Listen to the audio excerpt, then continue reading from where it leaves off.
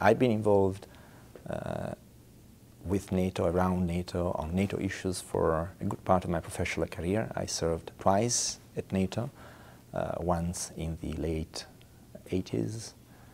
At that time it was the beginning of the Gorbachev time.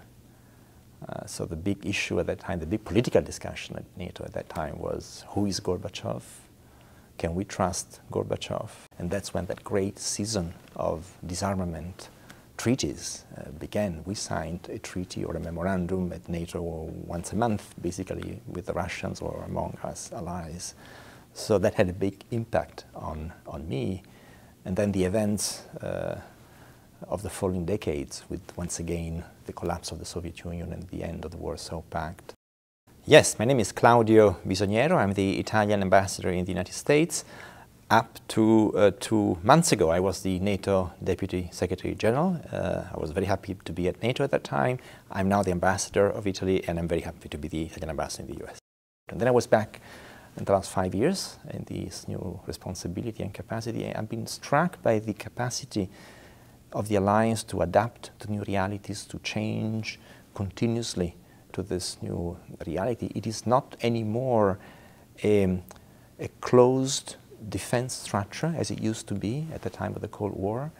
It is now a provider of security, and it is now NATO able to, I think, project stability and security on a wider area. So that's the meaning of NATO to me.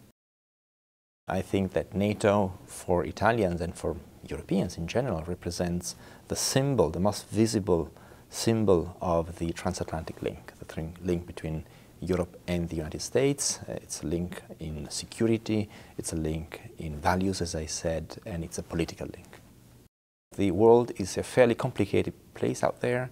It is becoming more and more complicated these days. Globalization has many positive aspects, of course, but it also has some security implications. And the end of the Cold War did bring, according to some, the end of history, but according to others, it brought a more complicated world to deal with.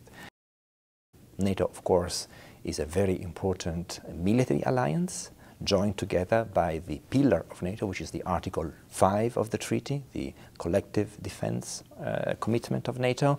But NATO is also a very important political body in which the member states of NATO meet on a day-to-day basis and discuss any political issues which is on the agenda of the alliance. And frankly, Italy has always been a very strong proponent of this political dimension of NATO. We have contributed actively to this dimension. I think without NATO, there would not be a body ready to tackle these challenges. There is no substitute for NATO. There is no other body in the international community that is ready on a permanent basis to address these issues. NATO has come a long way.